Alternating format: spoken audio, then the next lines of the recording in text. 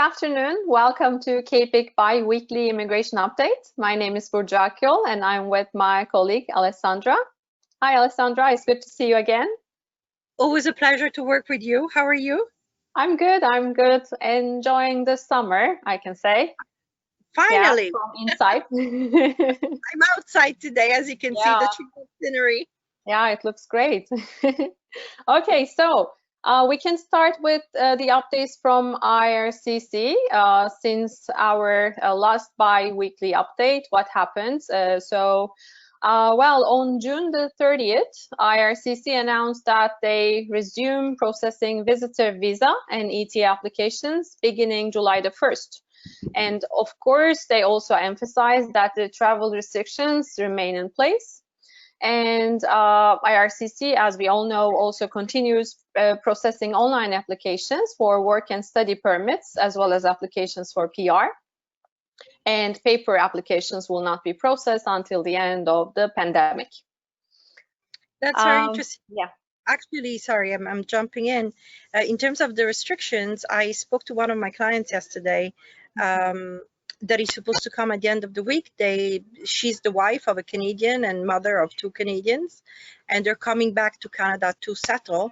And apparently their friend did the same yesterday, and they were blocked by the airline. So I had called the border agency to check whether we still need to get authorization before a member of the family traveled, and they told me they didn't. But apparently, you know, the information didn't come down to the airlines.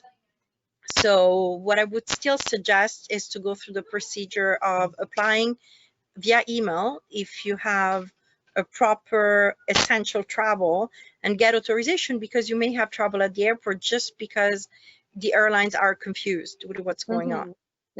Yeah, definitely. And also being allowed to fly, leave the country, leave your home country, doesn't mean that you're going to be allowed by the CBSA officers. So it is planning is really important before when you come to your isolation plan. Definitely. And also there's an app, Arrive Canada app. Have you heard about that? Yes, if it's the same I've already used. It's been a few months already, actually, maybe a year. Yes. That you can fill out your landing card on your phone.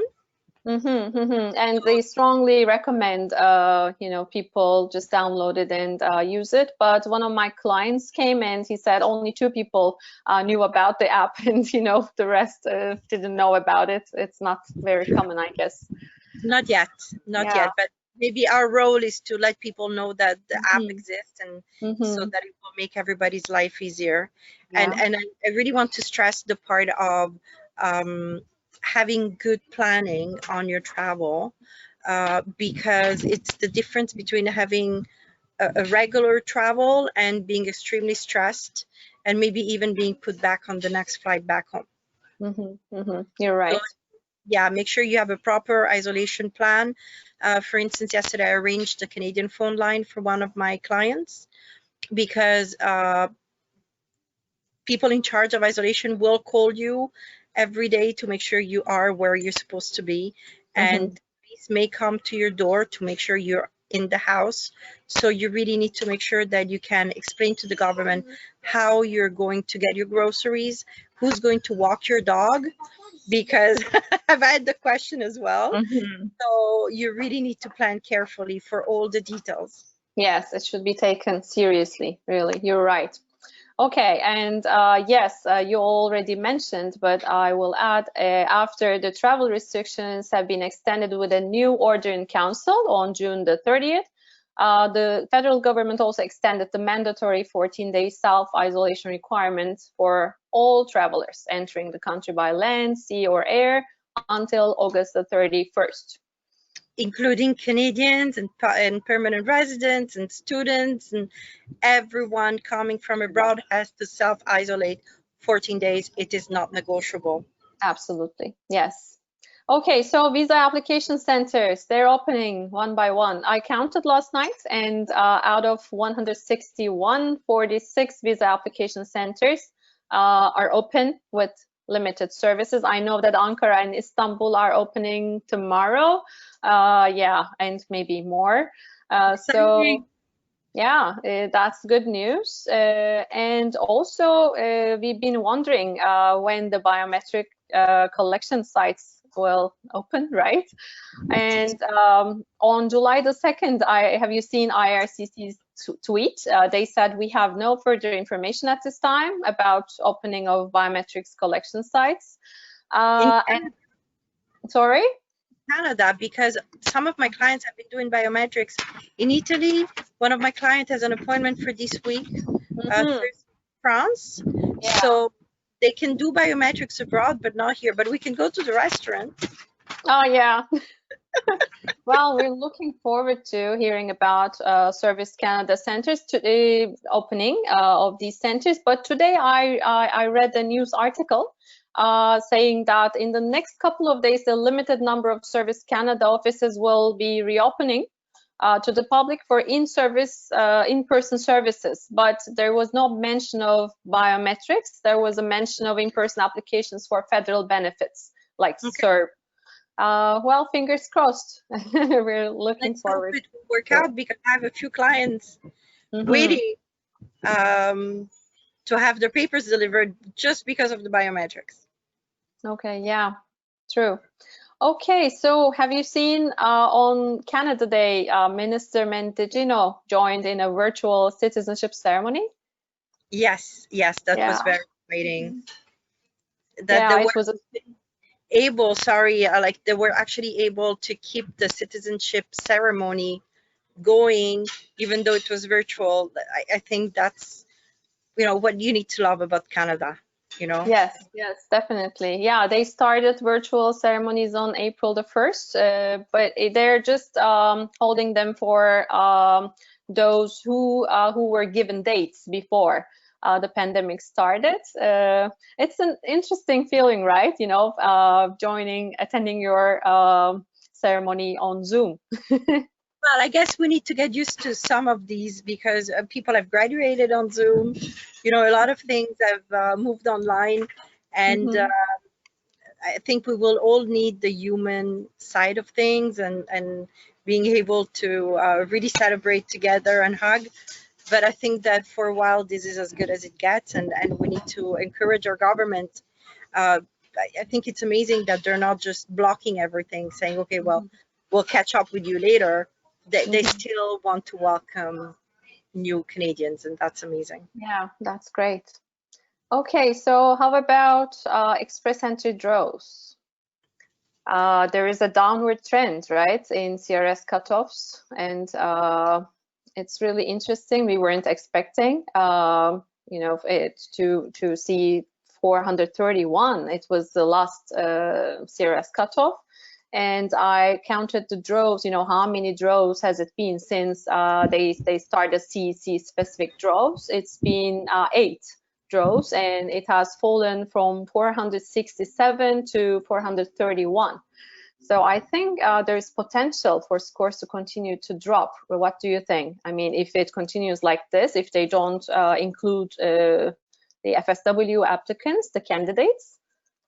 I think it's amazing that the government is not wasting its time and still is giving a chance to people that are here to transform their status to a permanent one. I mean, at the end of the day, people that are already here are really the people that are capable, that are already in our labor market, that have the skills already to do the work that we need as a country. And therefore, I think it's a very good strategic move that the government shows also. I don't want to use the word respect, but if from an immigrant point of view, it's nice to see that the government is including everyone. So while a few months ago I would have said to someone with such a score that their chances of being invited, and as they also had a nomination from a province, were very slim, I'm very pleased to see that at the end of the day, the COVID times have also turned into an opportunity. You're right. You're right. Yes, absolutely. And I'm really curious about the scores. What's going to happen when the FSW draws start, right? I'm actually extremely curious because I'm still working on the basis of the 470 pre-COVID, because at the end of the day, these are the statistics that are available to us. They were a bit high. I mean, to reach 470, you either have to have a master's degree and be very young, Yes. or to still be very young and speak both languages. So the door wasn't open to many people anymore. You're right. We'll see what happens. Yeah. Exactly. Selection was fierce, but it would be interesting to see. I'm assuming that the amount of candidates that are in the database is very high. I'm also entering new candidates, I have to say, because I know that the government policy is still looking at immigration as a central point of their program. So obviously, I'm still encouraging people to create their profiles, etc.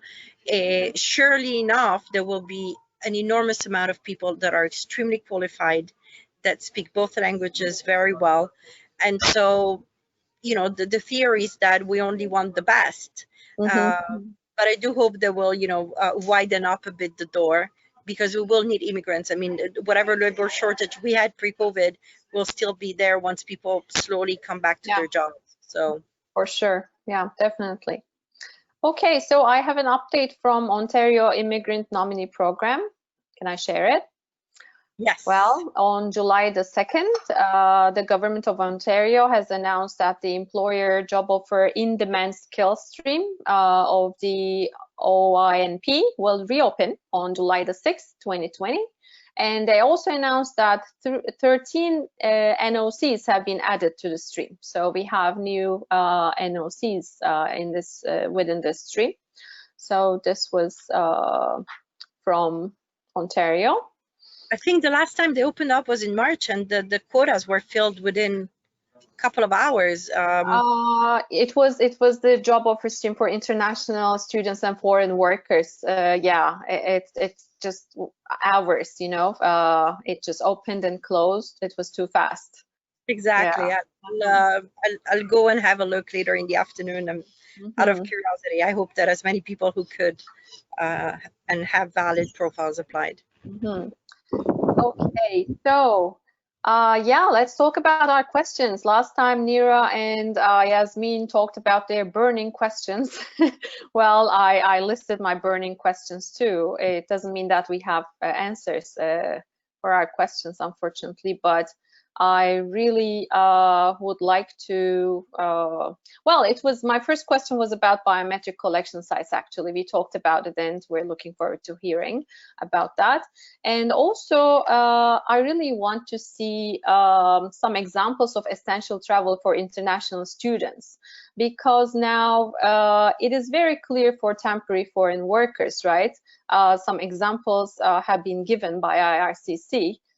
So what is, you know, discretionary, what is optional travel. But for students, we know that students who have a study permit or approval on or before March 18th, they're exempt from the travel restrictions. And they can travel to Canada if they're traveling for a non-optional, non-discretionary reason. But how about students whose programs will be delivered online? Will their travel be considered optional? Because there might be time zone differences, right? So it's actually a concern that was raised this week by one of my clients, actually by his mother. She said, yeah, the first semester will be online, but we're in Italy and the school is in BC. I mean, the time difference is insane. So how can he effectively follow the classes if they, you know, go towards the middle of the night? It doesn't make sense. And plus, you know, people are still keen on the experience of actually coming to Canada.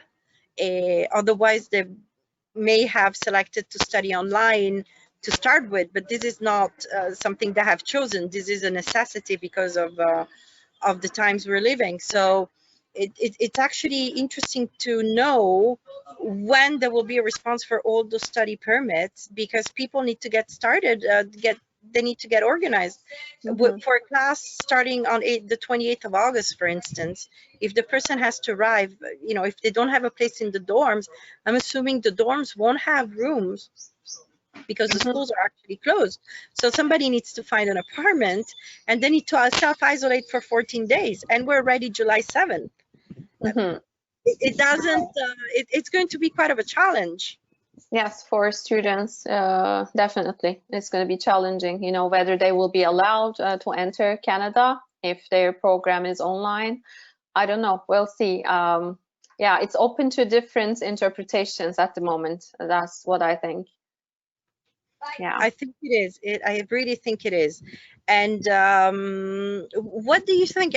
We started, chatting about it, but I'm curious also about when the next draws for federal skilled workers will, finally resume, because today's draws are next year's immigrants. yeah, true.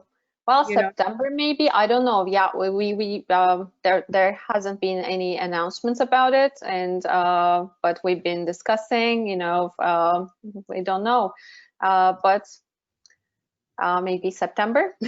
Just guessing. Yeah, I know. Nobody knows, because we're trying to relaunch the economy. We need to remember that whatever reopening we're doing really is linked to relaunching the economy, and the whole point is to send people back to work. And actually, what is interesting is even with the LMIAs, apparently employers have been receiving letters like, "Do you want to continue with your LMIA?" Because obviously now there's a lot more people available to do whatever job you're offering. So. But eventually, really, our demographics are not changing. We're not having more babies unless we don't know. Maybe in January we'll have the COVID-19 babies, like in '74 they had the petrol crisis babies. Who knows? Maybe COVID-19 babies, yeah. COVID-19 babies will come along, but still, before these babies become active members of the economy, we'll still need the immigrants, and I think it's a very well planned program by this government to ensure that we have a regular flow of immigrants to respond to our job market needs. So I'm really curious to see when this will resume, really. Yes, me too. Me too. Yeah, there are a lot of unknowns. Yeah, we'll see. Yes. Time will show us the answers. Exactly. Okay. So I think we've come to the end of our update, right? So, yes. And you need to follow us every week for the updates. Today's update was in English, and we also have updates in French. And on Tuesdays, since I'm part of both teams, I have two hats. Yeah, you are. Yes, this is wonderful. Yeah, so just to remind everyone that the French-speaking one is on Thursday, and that sometimes we also provide more Quebec-specific information, knowing that we still have a lot of Anglos in Quebec, so I think it could be interesting for English speakers to follow the Thursday things as well. And we also have our SOS session tomorrow at 3 p.m. Eastern Time, because we had the stakeholders meeting, and there will be updates in the SOS session, and you will be able to ask your questions as well. And then stay safe. Thank you for listening to us. Remember our YouTube channel? Yes, true. Subscribe. Yes, please subscribe to our YouTube channel to follow our updates. My consultant, CA. Yes. Thank you, everyone. Always a pleasure to be with you, and I look forward to our next chat. Thank you, Alessandra. Take care. You too. Bye.